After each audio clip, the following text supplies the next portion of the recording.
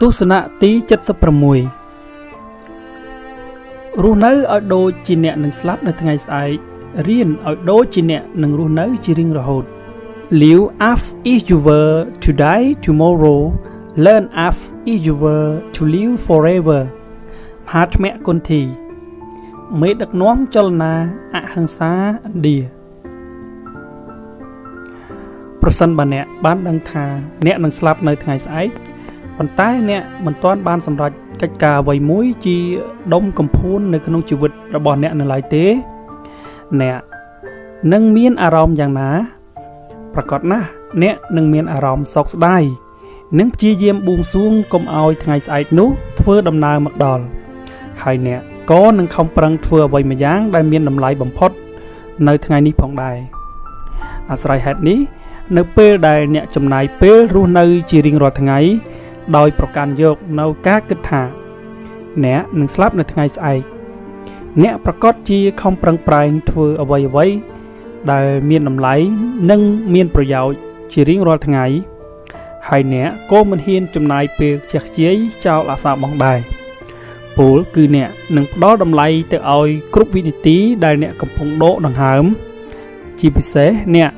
នឹងមិនពន្យាពេលក្នុងការដោះស្រាយឬបញ្ចប់កិច្ចការដែលនៅសេសសល់តទៅទៀតឡើយចំណែកឯអត្ថន័យនៃការរៀនសូត្រឲ្យដូចជាអ្នកនឹងរស់នៅជារៀងរហូតវិញគឺចង់បង្ហាញឲ្យអ្នកប្រកាន់យកនៅគំនិតគិតថាប្រសិនបើអ្នកត្រូវរស់នៅជាអមតៈអ្នកប្រកាសជាត្រូវប្រឈមមុខនឹងអ្វីជាច្រើនដែលទាមទារឲ្យអ្នកអភិវឌ្ឍខ្លួនឯងជាប្រចាំដើម្បីឆ្លើយតបចំពោះការវិវត្តឥតឈប់ឈររបស់សកលលោកនេះជាពិសេសនៅពេលដែលវេលាកាន់តែរំកិលទៅមុខចំណេះដឹងថ្មីក៏នឹងកើតឡើងដូចគ្នាអាស្រ័យហេតុនេះ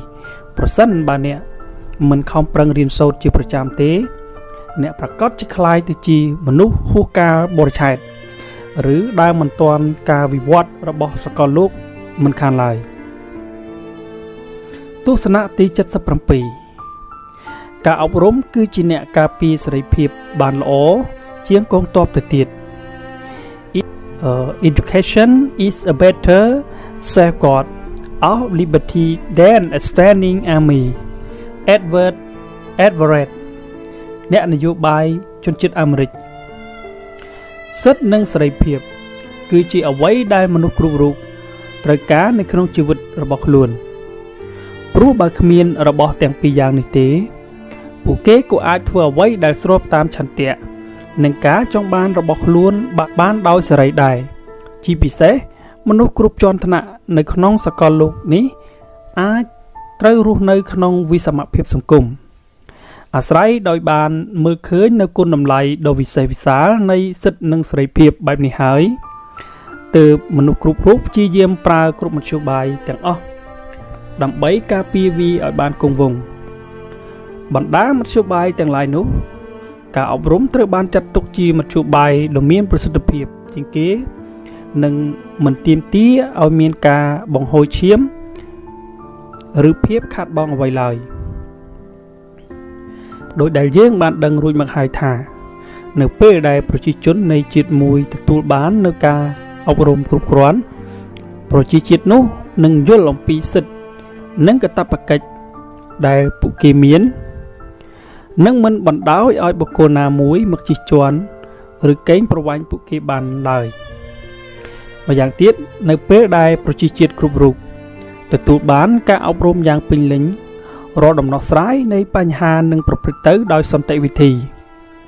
ដោយមិនចាំបាច់ប្រើកម្លាំងបាយឡើយម្យ៉ាងវិញទៀតបុគ្គលដែលទទួលបានការអប់រំក៏នឹងមិនប្រើប្រាស់ការរំលោភបំពានសិទ្ធិសេរីភាពរបស់អ្នកជាមធ្យោបាយដើម្បីសម្រេចនូវគោលដៅរបស់ខ្លួនដែរជាលទ្ធផលចុងក្រោយប្រជាជនគ្រប់ភាគីនឹងរស់នៅជាមួយគ្នាដោយសន្តិភាពនិងការគោរពសិទ្ធិគ្នាទៅវិញទៅមកទស្សនៈទី78ការអប់រំគឺជាសមត្ថភាពក្នុងការស្ដាប់អ្វីស្ទើរតែគ្រប់យ៉ាងដោយមិនបាត់បង់ម្ចាស់ការឬសេចក្តីទុកចិត្តលើខ្លួនឯង Education is the ability to listen to almost anything without losing your temper or your self-confidence Robert Frost អ្វីនិពន្ធអាមេរិកខណៈដែលអ្នកកំពុងទទួលបានការអប់រំអ្នកត្រូវតែផ្សារភ្ជាប់ខ្លួនឯងនិងពិភពខាងក្រៅនិងរៀនសូត្រពីអ្វីៗឬមនុស្សដែលនៅជុំវិញខ្លួនអ្នកដូច្នេះហើយដើម្បីជំរុញការអប់រំរបស់អ្នកឲ្យកាន់តែមានប្រសិទ្ធភាពនិងលទ្ធផលល្អប្រសើរវាទាមទារឲ្យអ្នកធ្វើជាបុគ្គលម្នាក់ដែលបើកចិត្តទូលាយដើម្បីរៀនសូត្រនិងទទួលយកការរិះគន់ពីបុគ្គលដទៃក្នុងនោះអ្នកត្រូវតែរីករាយនឹងស្ដាប់ទស្សនៈឬការរិះគន់ទាំងឡាយណាដែលមានមូលដ្ឋាននិងហេតុផលគ្រប់គ្រាន់ដែលអ្នកអាចទាញយកជាប្រយោជន៍មកអភិវឌ្ឍខ្លួនឯងឲ្យបានកាន់តែរីកចម្រើនជាពិសេសគ្រប់ពេលដែលអ្នកស្ដាប់មតិយោបល់ឬទស្សនៈរបស់អ្នកដទៃនោះអ្នកមិនត្រូវប្រញាប់វិនិច្ឆ័យលឿនពេកឬបញ្ចេញប្រតិកម្មអវិជ្ជមានចំពោះអ្វីដែលបង្ហាញពីចំណុចខ្សោយរបស់អ្នកនោះឡើយទោះជាយ៉ាងណាក៏ដោយទន្ទឹមនឹងការបើកចិត្តស្ដាប់នេះអ្នកក៏មិនត្រូវផ្លាស់ប្ដូរជំហររបស់ខ្លួនឯងងាយៗពេកទៅតាមការចង់បានរបស់អ្នកដទៃដែរពលគឺអ្នកនៅតែរក្សាភាពជាខ្លួនឯងនិងជឿជាក់លើគោលជំហររបស់ខ្លួនជានិច្ចតួយ៉ាងចំពោះទស្សនៈឬគំនិតមួយចំនួនដែលជាការរិះគន់ដើម្បីជន់ពលិចឬគ្មានមូលហេតុច្បាស់លាស់អ្នកអាចចាត់ទុកពាក្យសម្ដីទាំងនោះជាខ្យល់ដែលបក់កាត់ត្រចៀកទៅបានហើយមិនត្រូវអនុញ្ញាតឲ្យវាមកបំផ្លាញសេចក្តីទុកចិត្តនិងគោលដៅរបស់ខ្លួនបានដោយងាយៗឡើយទស្សនៈទី79ការរៀនសូត្រមិនមែនជាលទ្ធផលនៃការបង្រៀននោះទេប៉ុន្តែវាជាលទ្ធផលនៃសកម្មភាពរបស់អ្នករៀន Learning is not the product of teaching learning the product of the activity of learner John Hall អ្នកនិពន្ធអាមេរិកការបង្រៀនគឺជាសកម្មភាពគោលដ៏សំខាន់មួយដែលជំរុញការអប់រំឲ្យប្រព្រឹត្តទៅមុខប៉ុន្តែលទ្ធផលនៃការអប់រំមិនបានពឹងផ្អែកទាំងស្រុងលើការបង្រៀនតែមួយមុខនោះទេតាមពិតទៅប្រសិនបើអ្នកបានដាក់ចិត្តដាក់កាយនិងទទួលយកការអប់រំយ៉ាងពេញទីការក្រេបជញ្ជក់យកចំណេះដឹងពីការបង្រៀននៅមិនទាន់គ្រប់គ្រាន់ឡើយហើយអ្នកក៏រឹតតែមិនចាំបាច់ពឹងផ្អែកតែទៅលើសាលាដែរអ្នកអាចរៀនសូត្របាននៅគ្រប់ទីកន្លែងទាំងអស់មិនថាទីកន្លែងណាក៏ដោយឲ្យតែអ្នកតាំងចិត្តខ្ពស់ការខំប្រឹងប្រែងនិងព្យាយាមប្រើចំណេះដឹងដែលអ្នកទទួលបាននោះឲ្យត្រូវចំគោលដៅនិងប្រកបដោយប្រសិទ្ធភាពគួរបញ្ជាក់ផងដែរប្រសិនបើអ្នកបានរៀនហើយអ្នកមិនបានយកចំណេះដឹងដែលអ្នកបានពីការរៀនសូត្រនោះមកអនុវត្តជាសកម្មភាពអ្នកពិតជាមិនអាចសង្ឃឹមលទ្ធផលអ្វីពីវាបានឡើយករណីមួយនេះក៏មិនខុសប្លែកអ្វីពីការដាំផ្លែស្វាយដែរប្រសិនបើយើងចង់បានផ្លែស្វាយនឹងបានរៀនអំពីវិធីដាំស្វាយរួចហើយប៉ុន្តែបែរជាមិនព្រមយកគ្រាប់ស្វាយមកដាំតើនៅថ្ងៃណាទើបអ្នកអាចទទួលបានផ្លែស្វាយដែលអ្នកចង់បាននោះទៅសរុបរួមមកវិញនៅពេលដែលអ្នកបានទទួលការអប់រំហើយប៉ុន្តែមិនព្រមយកការអប់រំនោះទៅប្រើឬហាត់ពួតលួតដំវាឲ្យកាន់តែរីកចម្រើនក្តីសង្ឃឹមថាអ្នកនឹងទទួលបានផ្លែផ្កាពីការអប់រំអាចជារឿងមួយដែលពិបាកនឹងសម្រេចជាទីបំផុតជំពូកទី4ផ្សារភ្ជាប់ជីវិតទៅនឹងសង្គមទស្សនៈទី80នៅក្នុងពិភពលោកមួយដែលពោរពេញដោយការកុហកនិងមនុស្សកុហកការងារសុចរិតគឺជាការទទួលខុសត្រូវចំពោះសង្គមនៅគ្រប់ពេលវេលាទាំងអស់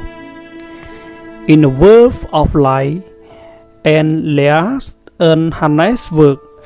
of art if always an act of social responsibility Robert Markey អ្នកនិពន្ធអាមេរិកនៅពេលដែលសង្គមជាតិឬពិភពលោកមួយពោរពេញដោយការកុហក និងមនុស្សដែលពូកែពោលពីកុហកសង្គមជាតិឬពិភពលោកមួយនោះមិនអាចបន្តដំណើរទៅមុខដោយភាពសានត្រាននិងការអភិវឌ្ឍបានឡើយដោយសារមនុស្សដែលពូកែកុហកទាំងនោះរមែងប្រើប្រាស់ល្បិចកលគ្រប់យ៉ាងដើម្បីបំភ្លៃការពិតនិងព្យាយាមកេងចំណេញអត្ថប្រយោជន៍ពីអ្នកដទៃឬសង្គមជាតិដោយផ្ទាល់ដើម្បីសម្រេចបំណងប្រាថ្នារបស់ខ្លួនអាស្រ័យហេតុនេះប្រសិនបើអ្នកបានដឹងថាពិភពលោកកំពុងតែពោរពេញព្រៀបដោយការកុហកហើយអ្នកនៅតែព្យាយាមចូលរួមជាមួយនឹងពួកគេតទៅទៀតវាក៏មិនខុសប្លែកអ្វីពីការចូលរួមចំណែកធ្វើឲ្យសង្គមជាតិនិងពិភពលោកទាំងមូលកាន់តែធ្លាក់ដណ្ដាបទៅដែរដើម្បីចូលរួមផ្ដល់ដំណោះស្រាយចំពោះបញ្ហាប្រឈមមួយនេះអ្នកគួរតែដកខ្លួនឯងចេញពីមជ្ឈដ្ឋានរបស់មនុស្សកុហកនិងពិភពនៃការកុហកទាំងនោះហើយងាកមកចាប់យកការងារសុចរិតប្រកបរបររកស៊ីតាមសមាជីវោនិងប្រឆាចពីចេតនាកេងប្រវ័ញ្ចលើគ្រប់រូបភាពទាំងអស់ដែលតាមរយៈការធ្វើបែបនេះអ្នកបាននឹងកំពុងបង្ហាញការទទួលខុសត្រូវលើការកសាងសង្គមជាតិដ៏ថ្លៃថ្នូរស្អាតស្អំនិងពិភពលោកដ៏សន្តិភាពមួយយ៉ាងពិតប្រាកដទស្សនៈទី81ពួកយើងមាននៅអាវុធសម្ងាត់មួយដែលយើងហៅវាថាស្មារតីជាតិនិយម We have a secret weapon it is called it nationalism ហូជីមិញបិតាបង្រួបបង្រួមជាតិរបស់វៀតណាមគ្មានជាតិសាសន៍ណាមួយដែលចង់ឲ្យប្រទេសរបស់ខ្លួនទទួលរងនឹងការឈ្លានពានពីប្រទេសដទៃឬបាត់បង់វត្តមានចេញពីផែនទីពិភពលោកដោយសារហេតុផលអកុសលណាមួយនោះទេដូច្នេះហើយទើបពួកគេខំប្រឹងធ្វើសកម្មភាពគ្រប់បែបយ៉ាងនិងហ៊ានសូម្បីតែចំណាយប្រាក់យ៉ាងច្រើនសន្ធឹកសន្ធាប់លើការទិញសភាវុធថ្លៃៗដើម្បីទុកជាបូរណភាពទឹកដីនិងអធិបតេយ្យរបស់ប្រទេសខ្លួនទោះជាយ៉ាងណាក៏ដោយមិនថាពួកគេខំប្រឹងចំណាយប្រាក់ឬកម្លាំងកាយយ៉ាងណាប៉ុណ្ណាក៏ដោយឬសូម្បីតែនៅពេលដែលពួកគេមានអាវុធដែលអស្ចារ្យបំផុតក៏ពួកគេទំនងជាមិនអាចការពារបូរណភាពទឹកដីរបស់ខ្លួនបានឡើយប្រសិនបើពួកគេមិនបានប្រើអាវុធសម្ងាត់មួយអាវុធសម្ងាត់មួយនៅទីនេះសំដៅលើស្មារតីជាតិនិយមប្រជាជនគ្រប់រូបត្រូវតែប្រកាន់យកនូវស្មារតីជាតិនិយមនៅក្នុងខ្លួនទើបពួកគេអាចរក្សាជាតិសាសន៍វប្បធម៌និងទឹកដីរបស់ខ្លួនឲ្យនៅគង់វង្សបានអ្វីដែលគួរឲ្យខ្លាចបំផុតមិនមែនជាវត្តមានរបស់សត្រូវខ្លាំងនោះទេប៉ុន្តែគឺនៅពេលដែលប្រជាជនគ្រប់រូបបោះបង់ស្មារតីជាតិនិយមចោលសុខចិត្តអោនក្បាលដើម្បីសំងំសុខនិងលែងឈឺឆ្អាលចំពោះបញ្ហាប្រទេសជាតិការបាត់បង់ស្មារតីជាតិនិយមចេញពីខួរក្បាលរបស់ប្រជាជនគ្រប់រូបប្រៀបដូចជាមេរោគដែលអាចនឹងបំផ្លាញប្រទេសជាតិរបស់យើងនៅថ្ងៃណាមួយហើយយើងដែលជាម្ចាស់ប្រទេសប្រកបជាคล้ายទៅជាជនជាតិភាគតិចលើទឹកដីខ្លួនឯងនៅថ្ងៃណាមួយមិនខានទស្សនៈទី82ត្រូវមានភាពស្មោះត្រង់ចំពោះប្រទេសជាតិនៅគ្រប់ពេលវេលាទាំងអស់ប៉ុន្តែត្រូវមានសេចក្តីស្មោះត្រង់ចំពោះរដ្ឋាភិបាលតែនៅពេលដែលរដ្ឋាភិបាលនោះស័ក្តិសមនឹងទទួលបានសេចក្តីស្មោះត្រង់បានហើយ Loyalty to country always loyalty to government when it deserves it Mark Twain អ្នកនិពន្ធអាមេរិកស្មារតីជាតិនិយមគឺជាមនសិការដ៏ខ្ពង់ខ្ពស់មួយដែលមនុស្សគ្រប់រូបគប្បីប្រកាន់ខ្ជាប់នៅក្នុងខ្លួនជារៀងរហូតនិងមិនត្រូវផ្លាស់ប្ដូរបន្ទាបវាចុះនោះឡើយ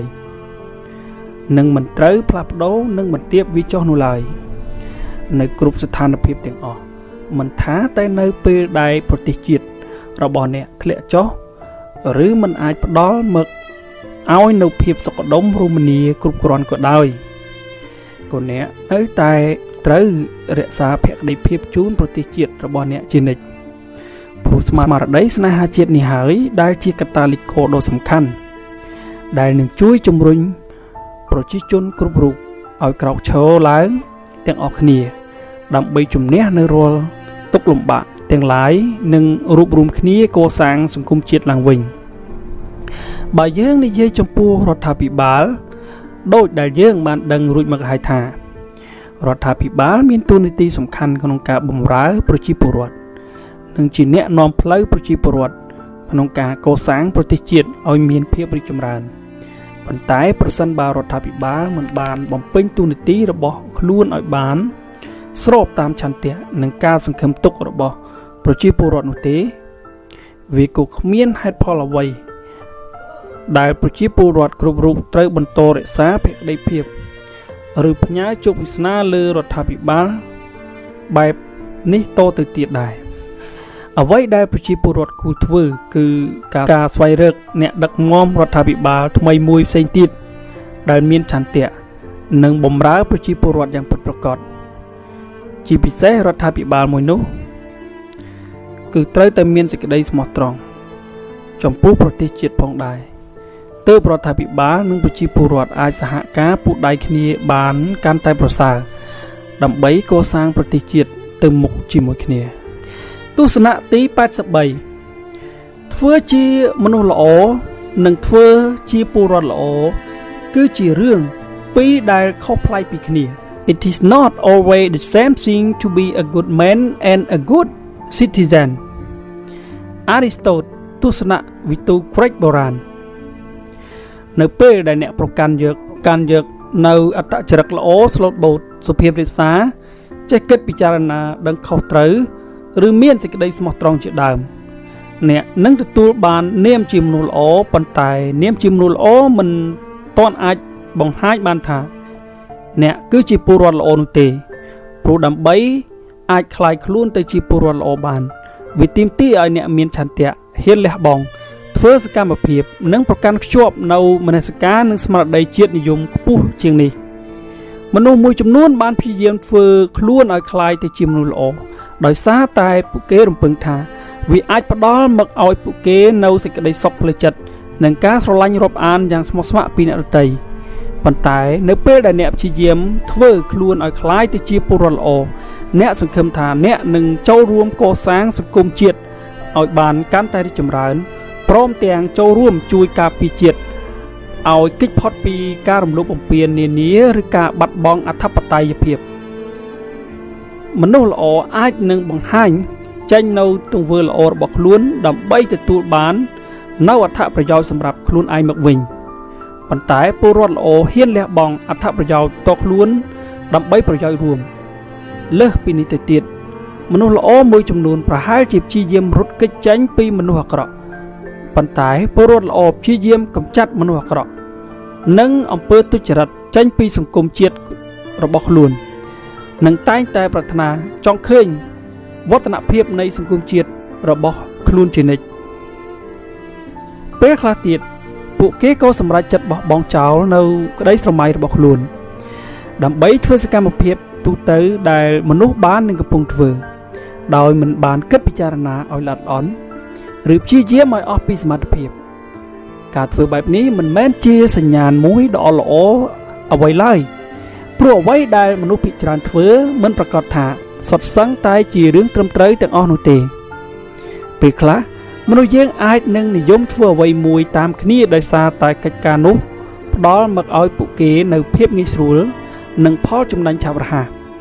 ឬពេលខ្លះទៀតពួកគេប្រកាន់តែធ្វើអ្វីមួយតាមទម្លាប់ចាស់ៗដដែលដោយសារពួកគេមិនមានឆន្ទៈនិងអំណត់គ្រប់គ្រាន់ដើម្បីស្វែងរកអ្វីថ្មីមកធ្វើប្រសិនបើអ្នកចង់ធ្វើជាមនុស្សដ៏មានតម្លៃដ៏ពិតប្រាកដអ្នកមិនគួរបណ្តែតបណ្ដោយខ្លួនឯងទៅតាមមនុស្សភាគច្រើននោះឡើយប៉ុន្តែអ្នកគប្បីរក្សាគោលចំហរបស់ខ្លួនឯងឲ្យបានរឹងមាំនិងបង្ហាញពិភពលោកនិងមនុស្សគ្រប់រូបឲ្យឃើញថាគោលចំហរបស់អ្នកគឺប្រកាសជាត្រឹមត្រូវនិងល្អប្រសើរជាងអ្វីទស្សនៈទី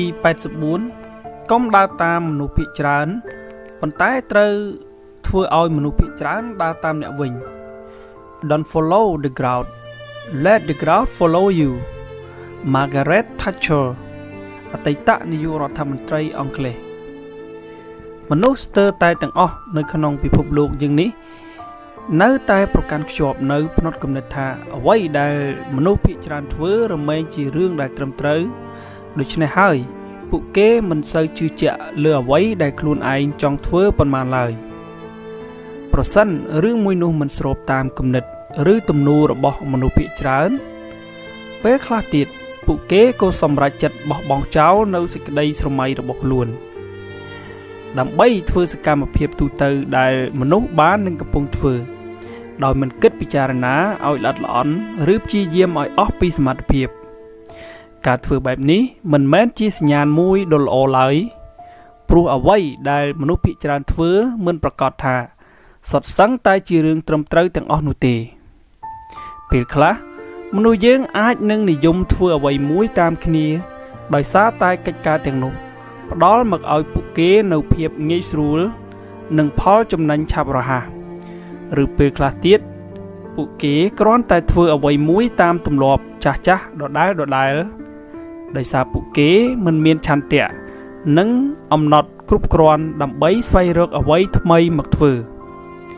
ប្រសិនបើអ្នកចង់ធ្វើជាមនុស្សដ៏មានតម្លៃពិតប្រាកដអ្នកក៏មិនគួរបណ្តែតបណ្ដោយខ្លួនឯងទៅតាមមនុស្សភាគច្រើនឡើយប៉ុន្តែអ្នកក៏បីរក្សាគោលជំហរខ្លួនឯង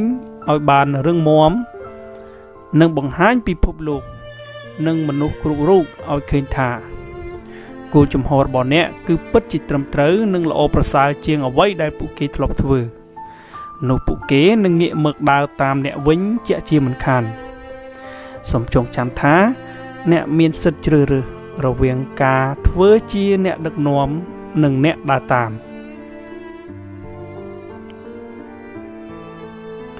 ទស្សនៈទី85មិនត្រូវអនុញ្ញាតឲ្យសេចក្តីភ័យខ្លាចរារាំងអ្នកពីការធ្វើអ្វីដែលជារឿងត្រឹមត្រូវឡើយ You should never let fear prevent you from doing what you know is right អង្សានស៊ូជីអតីតទីប្រឹក្សារដ្ឋរបស់មីយ៉ាន់ម៉ាដីភ័យខ្លាចគឺជាលក្ខណៈសម្បត្តិពីធម្មជាតិរបស់មនុស្សយើងគ្រប់រូបដែលមានតាំងពីកំណើតមកម្លេះគ្រាន់តែអ្នកខ្លះមានតិចឬច្រើនអ្នកខ្លះក៏អាចគ្រប់គ្រងវាបានស្របពេលដែលអ្នកខ្លះទៀតក៏បណ្ដោយឲ្យវាគ្រប់គ្រងពួកគេវិញអ្វីត្បិតតែសេចក្តីភ័យខ្លាចគឺជាធម្មជាតិរបស់យើងក៏ពិតមែនប៉ុន្តែវាបានជាឥទ្ធិពលយ៉ាងខ្លាំងមកលើជីវិតរបស់យើងជាពិសេសគឺជាឥទ្ធិពលអវិជ្ជមានដែលនេះទាមទារឲ្យយើងចេះគ្រប់គ្រងវាឲ្យបានល្អជាទីបំផុតនិងមិនត្រូវអនុញ្ញាតឲ្យវាមករាំងស្ទះផ្នែកណាមួយនៃជីវិតរបស់យើងបានឡើយសេចក្តីភ័យខ្លាចអាចជាប្រភពនៃវិបដិសារីរបស់មនុស្សយើងគ្រប់រូបសេចក្តីភ័យខ្លាចអាចនាំយើងទៅរកការជ្រើសរើសផ្លូវខុសឬមិនហ៊ានធ្វើអ្វីដែលស្របតាមឆន្ទៈរបស់ខ្លួនប៉ុន្តែអ្វីដែលគួរឲ្យស្ដាយបំផុតគឺមនុស្សមួយចំនួនបែរជាមិនហ៊ានធ្វើរឿងដែលត្រឹមត្រូវដោយសារតែសេចក្តីភ័យខ្លាចទៅវិញតួយ៉ាងបើយើងបានដឹងច្បាស់ហើយថា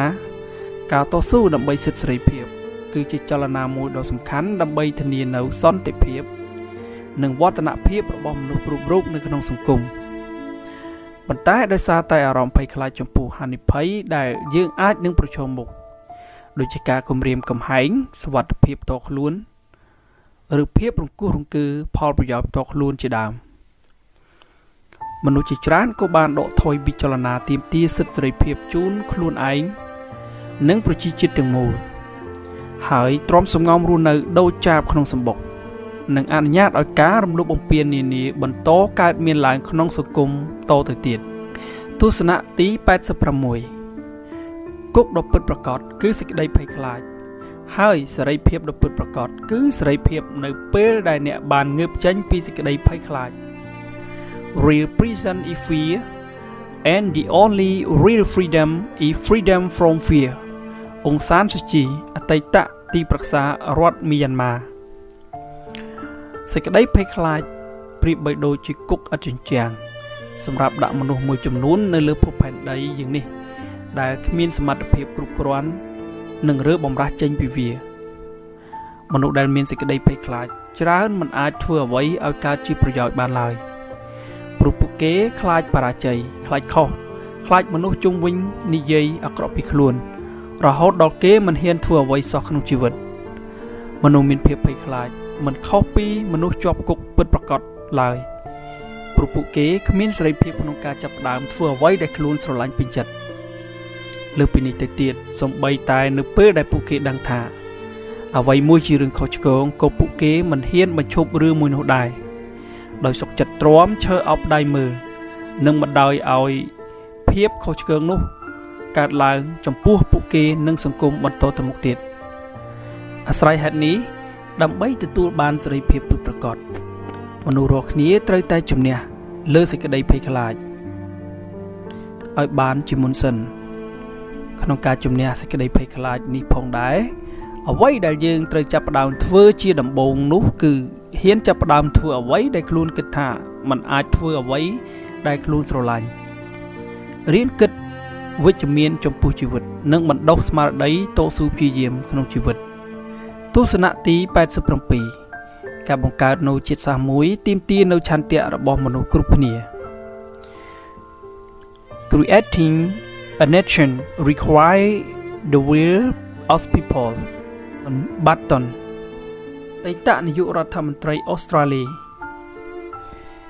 ជាតិសាសន៍មួយខ្លាំងទាមទារឲ្យមានការចូលរួមពីពលរដ្ឋគ្រប់រូបក្នុងការកសាងនិងការពារអធិបតេយ្យរបស់ជាតិសាសន៍មួយនោះឲ្យនៅស្ថិតស្ថេរគង់វង្សជាឧទាហរណ៍ជាក់ស្ដែងប្រទេសអ៊ីស្រាអែលបានបាត់បង់ប្រទេសរបស់ខ្លួនអស់ជិត 2000 ឆ្នាំមកហើយតែក៏អាចកសាងប្រទេសខ្លួនឡើងវិញបានដោយសារតែឆន្ទៈរបស់ពលរដ្ឋអ៊ីស្រាអែលគ្រប់រូបនៅជុំវិញពិភពលោកនេះឯងអាស្រ័យហេតុនេះដើម្បីកសាងប្រទេសជាតិមួយឲ្យមានភាពរីកចម្រើននិងខ្លាំងក្លាទៅបានលុះត្រាតែប្រជាជនគ្រប់រូបក្នុងប្រទេសនោះមានឆន្ទៈក្នុងការអភិវឌ្ឍខ្លួនពង្រឹងវិន័យសិលធម៌គុណធម៌បណ្ដុះស្មារតីជាតិនិយមនិងចូលរួមគោរពច្បាប់ប្រទេសជាតិថែមទៀតផងជាតិសាសន៍ប្រៀបដូចជាផ្ទះពលរដ្ឋគ្រប់រូបប្រៀបដូចជាជាងធ្វើផ្ទះបើពលរដ្ឋមិនមានឆន្ទៈក្នុងការកសាងជាតិឲ្យខ្លាំងនោះទេមិនយូរទេជាតិសាសន៍នោះនឹងបាត់បង់ទឹកដីខ្លួនមិនខានឡើយប្រទេសចម្ប៉ាទស្សនៈទី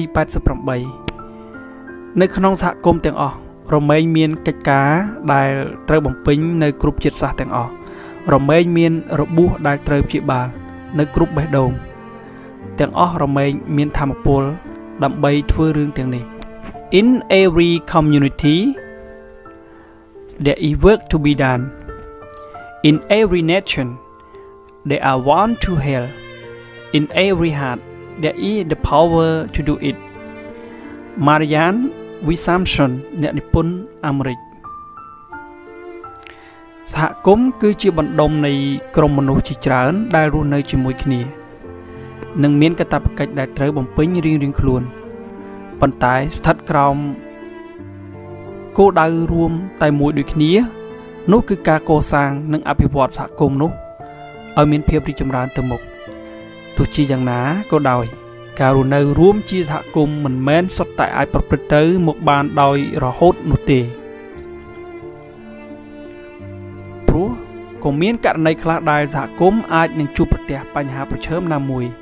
ដែលទាមទារឲ្យសមាជិកគ្រប់រូបសហការគ្នាកាន់តែខ្លាំងជាងមុនដើម្បីដោះស្រាយបញ្ហាទាំងនោះនៅពេលដែលសហគមន៍ច្រើនប្រមូលផ្ដុំគ្នាវានឹងកសាងបានទៅជាប្រទេសជាតិមួយ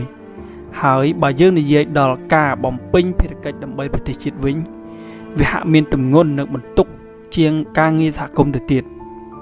តួយ៉ាងបណ្ដាប្រទេសនីមួយៗរមែងមានប្រវត្តិសាស្ត្ររៀងៗខ្លួនដែលបានបង្កប់ទាំងភាពរុងរឿងអស្ចារ្យដែលគួរឲ្យកោតសរសើរនិងភាពឈឺចាប់ដែលគួរឲ្យសោកស្ដាយដែលបានប្រែក្លាយទៅជាដំបៅសម្រាប់ឲ្យកូនចៅជំនាន់ថ្មី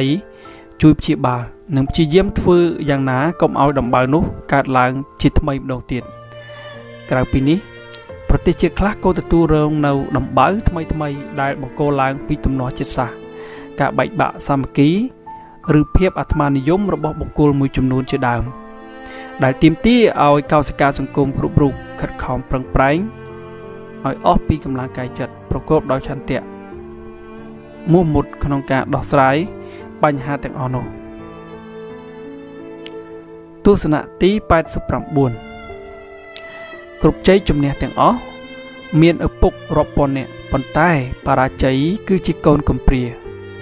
Victory have a thousand father but defeat is an orphan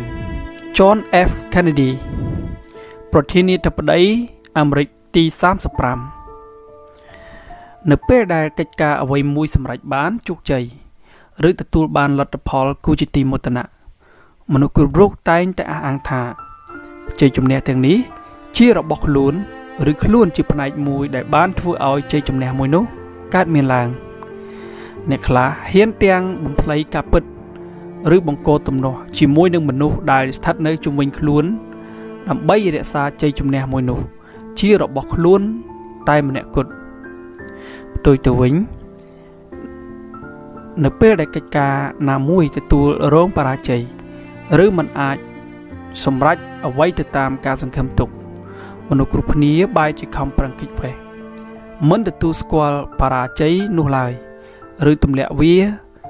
ទៅឲ្យអ្នកដទៃទទួលជំនួសក៏មានអាស្រ័យហេតុនេះទើបគេប្រដូចជ័យជំនះទៅនឹងកូនដែលមានឪពុករាប់ពាន់នាក់ព្រោះនរណាក៏ចង់ធ្វើជាម្ចាស់ឬជាចំណែកមួយនៃជោគជ័យដែរ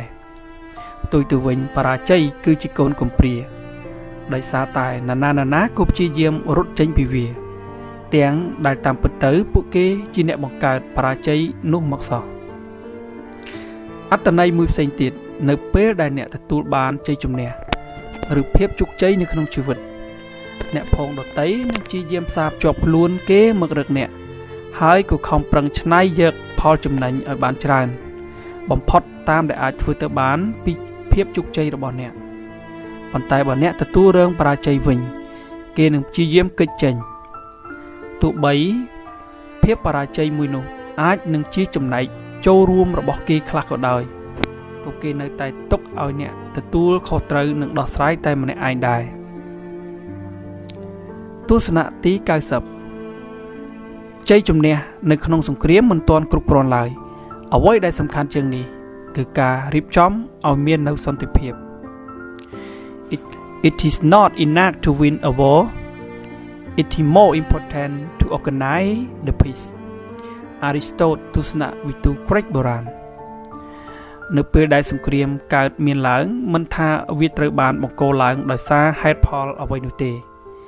លទ្ធផលដែលទទួលបានមកវិញគឺការបំផ្លិចបំផ្លាញដោយវាបាននាំមកឲ្យផលវិបាកនិងភាពខូចខាតហេដ្ឋារចនាសម្ព័ន្ធទីស្នាក់អាស្រ័យរបស់ប្រជាជនចរន្តសេដ្ឋកិច្ចធនធានធម្មជាតិនិងអាយុជីវិតរបស់ប្រជាពលរដ្ឋពេលខ្លះទៀតសង្គ្រាមមួយដែលបានផ្ទុះឡើងអាចជាហេតុដែលបណ្ដាលឲ្យកើតមាននៅសង្គ្រាមស៊ីវិលឬសង្គ្រាមផ្ទៃក្នុងជាច្រើនផ្សេងទៀតអាស្រ័យហេតុនេះជ័យជំនះនៅក្នុងសង្គ្រាមគឺមិនទាន់គ្រប់គ្រាន់នៅឡើយទេព្រោះវាគឺជាជ័យជំនះនៅលើគំនរនៃការបំផ្លិចបំផ្លាញនិងភាពហិនហោចដូច្នេះអ្វីដែលរដ្ឋាភិបាលឬអ្នកដឹកនាំប្រទេសត្រូវធ្វើបន្ទាប់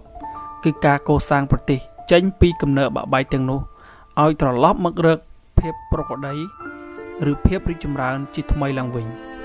មិនត្រឹមតែប៉ុណ្ណោះអ្វីដែលសំខាន់បំផុតគឺត្រូវរៀបចំឲ្យមាននូវសន្តិភាពដើម្បីធានាថាបន្ទាប់ពីភ្លើងសង្គ្រាមណាមួយបានរលត់ទៅវានឹងបន្សល់នៅរងើកភ្លើងដែលអាចបង្កទៅជាភ្លើងសង្គ្រាមណាមួយផ្សេងទៀតឡើយ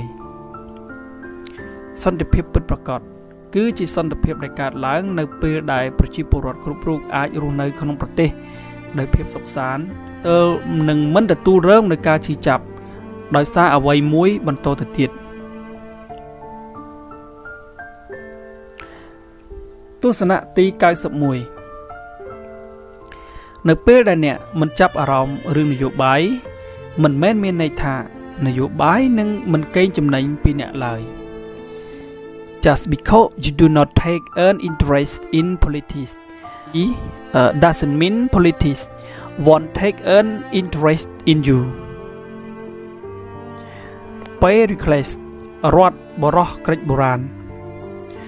មនុស្សមួយចំនួនហាក់ពុំសូវខ្វល់រឿងនយោបាយប៉ុន្មានទេដោយគិតថា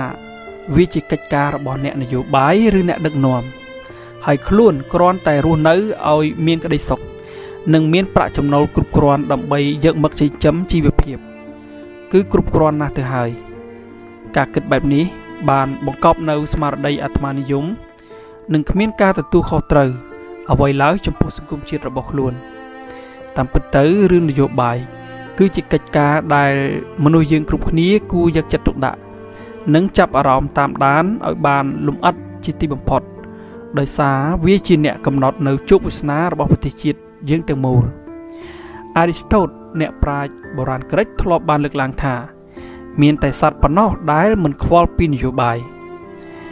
ប្រសិនបើមនុស្សយើងរស់នៅដោយមិនខ្វល់ឬមិនដឹងអំពីនយោបាយ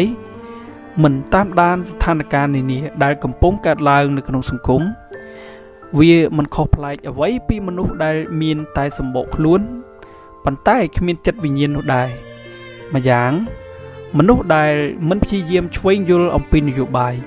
គឺជាមនុស្សដែលងាយនឹងចាញ់បោកអ្នកនយោបាយជាទីបំផុតជាទូទៅអ្នកនយោបាយទាំងឡាយណាដែលមានចេតនាអាក្រក់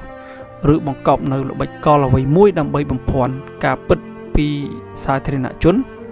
ពួកគេតែងតែព្យាយាមបញ្ចុះបញ្ចូលប្រជាជនមិនឲ្យខ្វល់មិនឲ្យសិក្សាមិនឲ្យដឹងឮអំពីនយោបាយទើបគ្មាននរណាម្នាក់អាចដឹងអំពីល្បិចកលអាក្រក់របស់គេបាន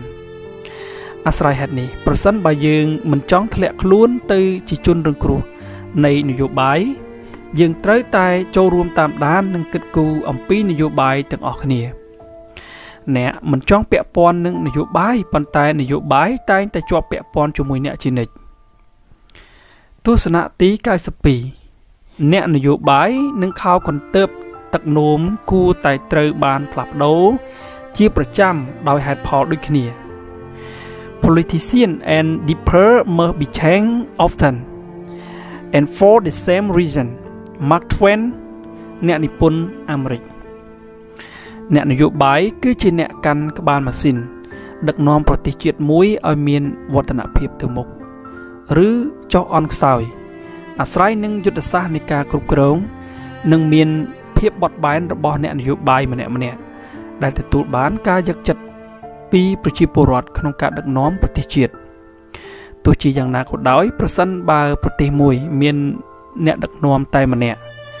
ច្រើនឆ្នាំឬច្រើនអាណត្តិជាប់ៗគ្នារហូតពេកប្រទេសនោះក៏មិនខុសប្លែកអ្វីពីទីរក់ដែលមិនបានបដូរខោកន្ទើបទឹកនោមឲ្យបានជាប្រចាំដែរដែលជាមូលហេតុធ្វើឲ្យកន្ទើបនោះពោពេញដោយសំណល់កខ្វក់និងមេរោគនឹងបានបង្កទៅជាផលប៉ះពាល់យ៉ាងខ្លាំងដល់សុខភាពនិងផាសុកភាពរបស់ទារកនោះសំណល់កខ្វក់ទាំងនោះប្រៀបបានទៅនឹងអំពើមិនគប្បីមួយចំនួនដែលរួមមានការប្រមូលផ្ដុំអំណាចអំពើពុករលួយការក្រាញអំណាចនិងភាពអាត្មានិយមដែលគិតតែពីប្រយោជន៍ផ្ទាល់ខ្លួនដែលនឹងចាក់ស្រេះនៅក្នុងខ្លួនរបស់អ្នកនយោបាយ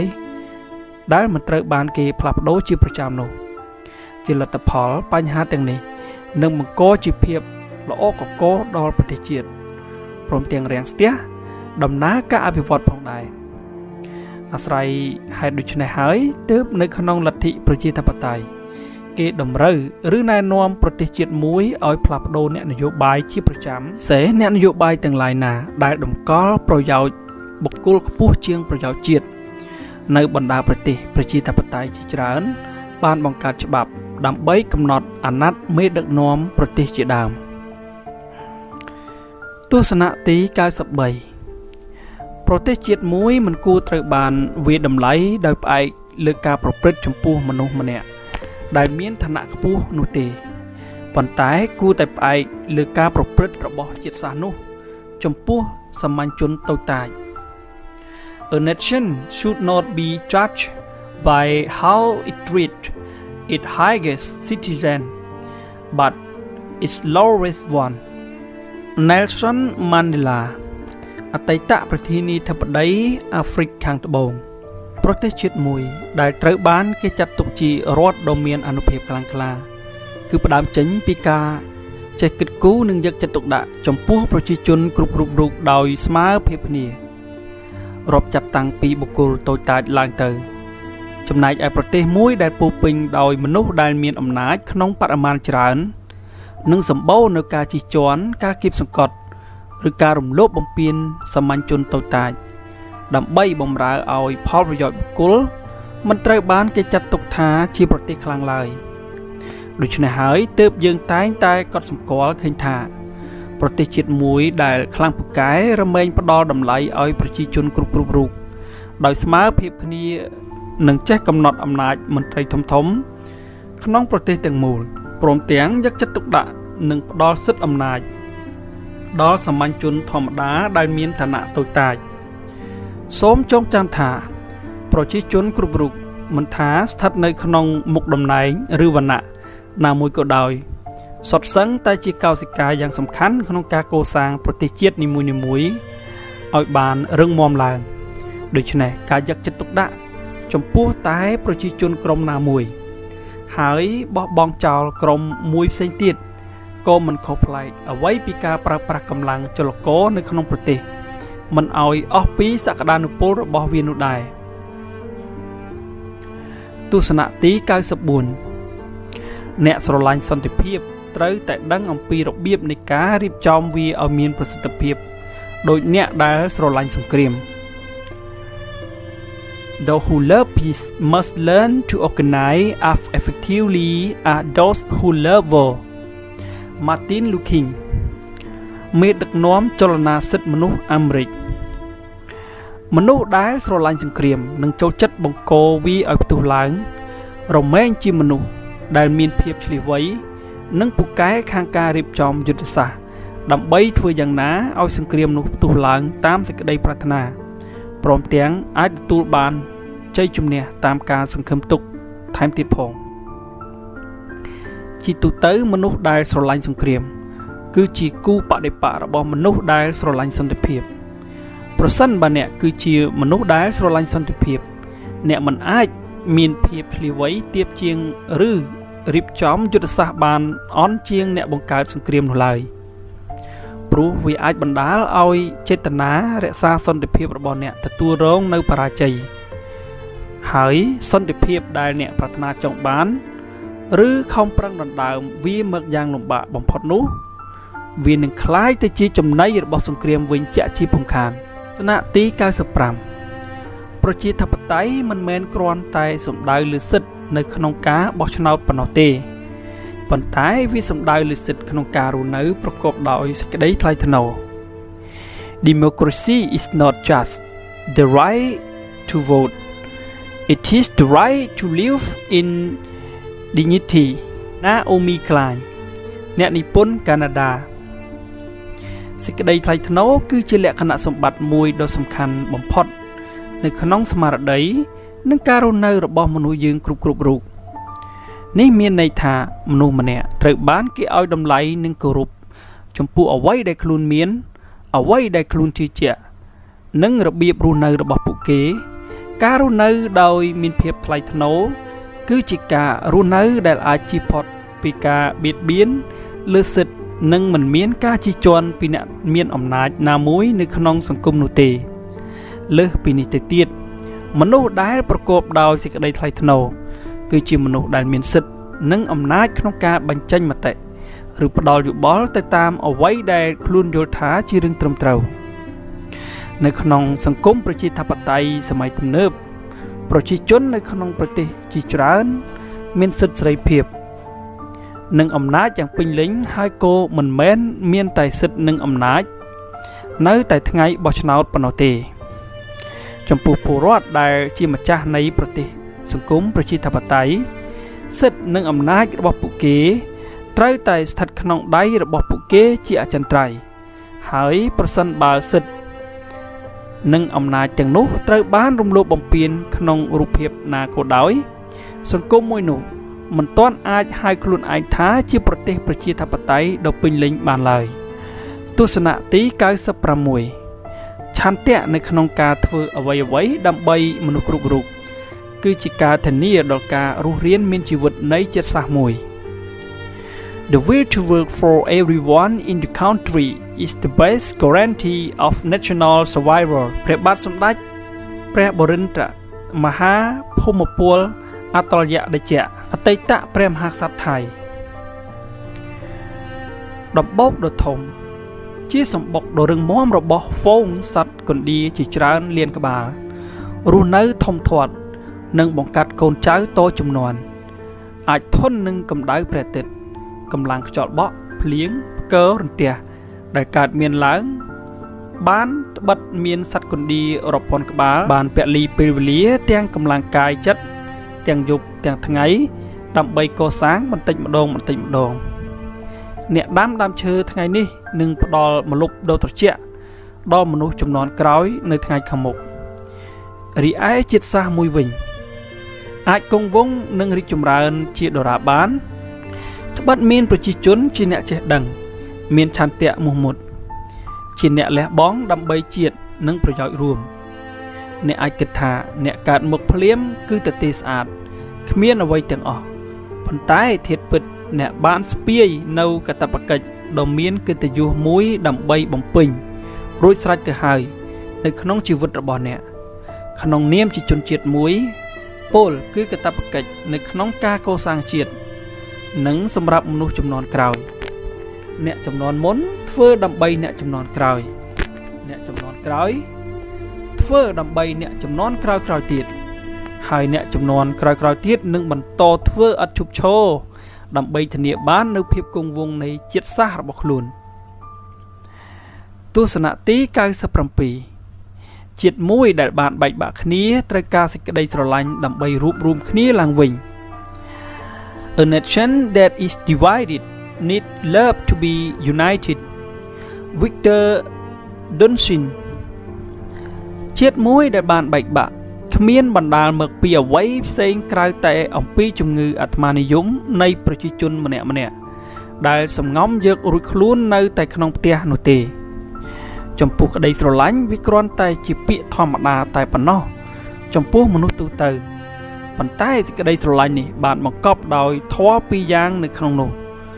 គឺការស្រឡាញ់និងការអាណិតអាសូរកាលណាមនុស្សមានធម៌ពីរយ៉ាងនេះនៅក្នុងខ្លួនវាបង្កើតឲ្យមនុស្សនោះមានមនោសញ្ចេតនាដែលយើងតែងហៅថាក្តីស្រឡាញ់នោះឯងកុំថាឡើយប្រទេសដែលបានបែកបាក់សំបីតែពិភពលោកដែលត្រូវបានបំផ្លាញទៅហើយក្តីក៏អាចវិលមករកភាពល្អប្រសើរវិញបានដែរបើកាលណាយើងយកសេចក្តីស្រឡាញ់ទៅជួសជុលវាតែត្រូវចងចាំថាអ្វីគ្រប់យ៉ាងត្រូវផ្ដើមចេញពីខ្លួនឯងហើយបើមនុស្សម្នាក់ខ្វល់នៅសេចក្តីស្រឡាញ់សួរថាតើប្រទេសជាតិនេះអាចផ្សះផ្សាដោយរបៀបណាការតម្កល់ផលប្រយោជន៍ជាតិជាធំជាមួយក្តីស្រឡាញ់និងការទទួលខុសត្រូវក្នុងនាមជាជាតិសាសន៍តែមួយគឺជាវិធីសាស្ត្រក្នុងការរួបរวมគ្នាឡើងវិញក្រោយពីការបែកបាក់ចំណែកការចងគំនុំឬចំណងសងសឹកគ្នាមិនចេះចប់មិនចេះឈប់មិនចេះហើយដែលឈរលើទស្សនៈទឹកឡើងត្រីស៊ីស្រមោចទឹកហោចស្រមោចស៊ីត្រីมันអាចធ្វើឲ្យមានការរួបរวมគ្នាបានឡើយប៉ុន្តែកាន់តែធ្វើឲ្យជាតិបែកបាក់គ្មានថ្ងៃរឹងមាំបានឡើយសូមបង្កើតក្តីស្រឡាញ់ក្នុងនាមជាជាតិសាសន៍តែមួយនិងរួបរวมគ្នាកសាងជាតិឲ្យបានរឹងមាំទស្សនៈទី98សន្តិភាពផ្ដើមចេញពីស្នាមញញឹម Peace begin with a smile អ្នកម្ដាយ Teresa បុព្វជិតសាសនាគ្រិស្តជាទូទៅបើកាលណាគេនិយាយដល់សន្តិភាពជានិច្ចកាលពាក្យថាស្នាមញញឹមតែងតែត្រូវបានគេលើកយកមកនិយាយនៅក្នុងប្រធានបទមួយនេះជាច្រើនលើកជាច្រើនសារដដែលទោះបីសម្រងឃ្លាខាងលើនេះបានលើកឡើងថាស្នាមញញឹមជាហេតុដែលនាំទៅរកសន្តិភាពក្តីប៉ុន្តែសម្រងឃ្លានេះគឺចង់សំដៅទៅលើសន្តិភាពក្នុងខ្លួនបុគ្គលម្នាក់ទៅវិញទេស្នាមញញឹមនៅក្នុងន័យនេះគឺជាស្នាមញញឹមប្រកបដោយការយល់ច្បាស់អំពីបញ្ហាដែលបានកើតមានឡើងស្នាមញញឹមដែលព្រមទទួលយកនៅអ្វីដែលខ្លួនមានស្នាមញញឹមប្រកបដោយមនសិការស្នាមញញឹមប្រកបដោយចំណេះដឹងស្នាមញញឹមដែលដឹងច្បាស់ថាខ្លួនធ្វើរឿងមួយដែលត្រឹមត្រូវសំណួរសួរថា តើសង្គ្រាមអាចកើតឡើងបានទេប្រសិនបើមនុស្សម្នាក់មានស្នាមញញឹមរៀងខ្លួនទៅហើយនោះពលគឺស្នាមញញឹមនៃភាពគ្រប់គ្រាន់ស្នាមញញឹមនៃភាពដឹងគុណចំពោះពិភពលោកដែលបានផ្ដល់ជាទីជម្រកឲ្យពួកគេនិងស្នាមញញឹមផ្សេងទៀតដែលបានរៀបរាប់ពីខាងលើនេះទស្សនៈទី99អ្នកអាចនឹងលាចាកលោកនេះនៅថ្ងៃណាមួយប៉ុន្តែគេដំណើររបស់អ្នកនឹងនៅតែបន្តដឹកនាំប្រទេសជាតិនិងប្រជាពលរដ្ឋរបស់អ្នកឆ្ពោះទៅរកភាពជោគជ័យ You may have left this world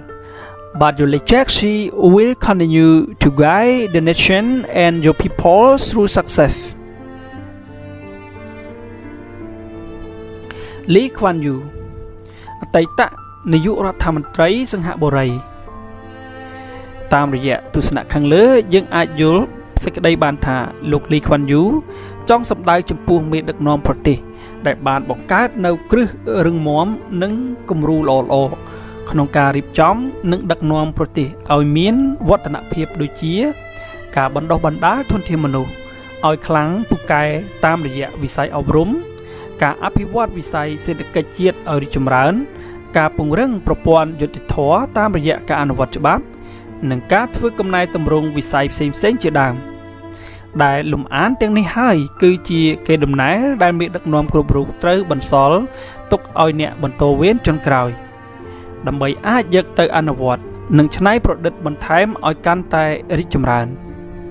គ្រប់មេដឹកនាំទាំងអស់សុទ្ធតែជាអ្នកដែលត្រូវបំពេញតួនាទីរបស់ខ្លួនប្រកបដោយការទទួលខុសត្រូវមនសិការនិងឧត្តមគតិជាតិខ្ពស់ដើម្បីបម្រើផលប្រយោជន៍ប្រជាជននិងអភិវឌ្ឍស្រុកទេសឲ្យរីកចម្រើនរុងរឿងលើគ្រប់វិស័យប្រកបដោយនិរន្តរភាពយ៉ាងណាមិញក្នុងនាមជាមេដឹកនាំគំរូត្រូវតែជាមនុស្សដែលមានភាពឆ្លៀសវៃក្នុងរឿងសពបែបយ៉ាងទាំងរបៀបរបបដឹកនាំទាំងវិធីដោះស្រាយបញ្ហាប្រឈមនានាហើយចេះបណ្ដុះបណ្ដាលអ្នកក្រមបង្គាប់ឲ្យក្លាយជាអ្នកដឹកនាំដែលពោរពេញដោយសមត្ថភាពចេះចែករំលែកចំណេះជំនាញមានទស្សនវិស័យវែងឆ្ងាយចេះទទួលយកមតិយោបល់ពីគ្រប់មជ្ឈដ្ឋានមកត្រេះរិះពិចារណាប្រកាន់ខ្ជាប់នៅសុចរិតធម៌និងសេចក្តីស្មោះត្រង់ជាពិសេសទៅទៀតនោះគឺត្រូវមានទស្សពិតរាជធម៌ទាំងអស់នេះហើយសុទ្ធតែជាគំរូល្អៗដែលអ្នកអាចបន្សល់ទុកឲ្យអ្នកជំនាន់ក្រោយយកតម្រាប់តាម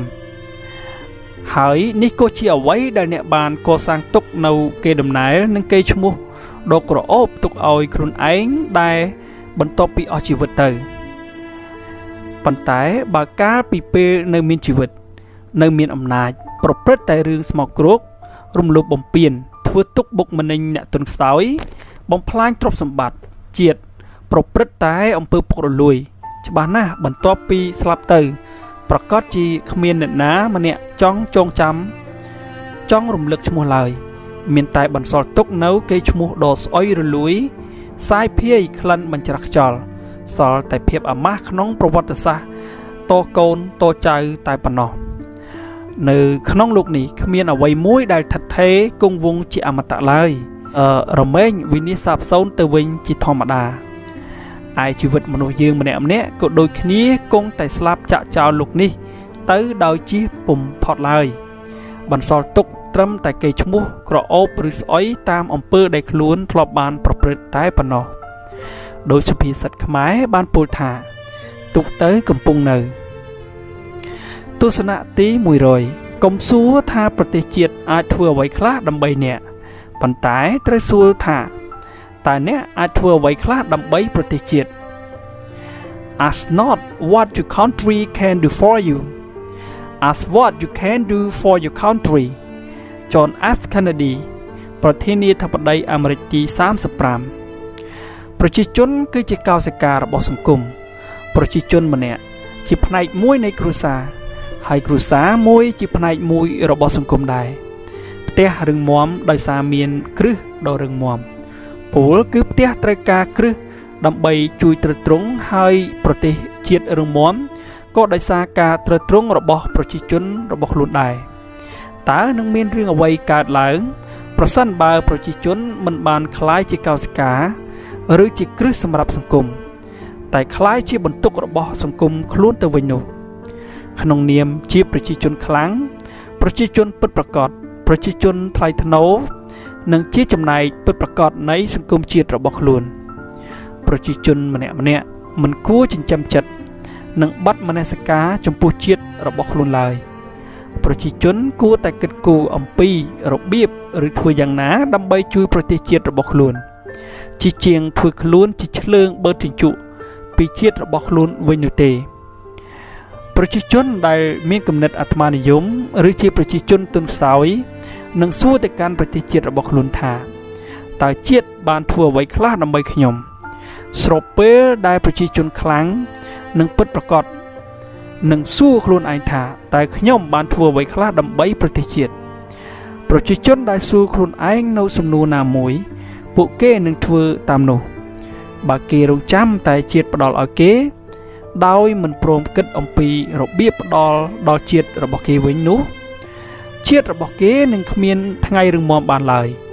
ផ្ទុយទៅវិញមានតែធ្វើឲ្យជាតិកាន់តែចុះទន់ខ្សោយបាក់កម្លាំងនិងខ្សោះរីងរៃបើប្រជាជនកាន់តែច្រើនអង្គុយចាំតែទាមទារពីជាតិមិនព្រមផ្ដល់ឲ្យជាតិនោះជាតិនឹងរលាយនៅថ្ងៃណាមួយជាក់ជាពំខានបើប្រជាជនគិតតែពីរកវិធីកាត់កេងលុយពីជាតិនោះជាតិនឹងខ្សោះស្កើមរីងរៃប៉ុន្តែបើប្រជាជនគិតពីវិធីដើម្បីរកលុយជូនជាតិប្រឹងបំពន់ជាតិនោះជាតិនឹងរឹងមាំបាទការអានសៀវភៅការលបងបរិយាយ100ទស្សនៈដើម្បីបង្កើនគុណតម្លៃជីវិតបាទត្រូវបានបញ្ចប់សូមអរគុណចំពោះការតាមដានស្ដាប់នៅការអាននៅសៀវភៅ100ទស្សនៈដើម្បីបង្កើនគុណតម្លៃនៃជីវិតនេះហើយសូមកុំភ្លេចជួយ Subscribe និង Share បន្តផងដើម្បីទទួលបាននៅវីដេអូថ្មីៗបន្តទៀតបាទសូមអរគុណសូមជម្រាបលា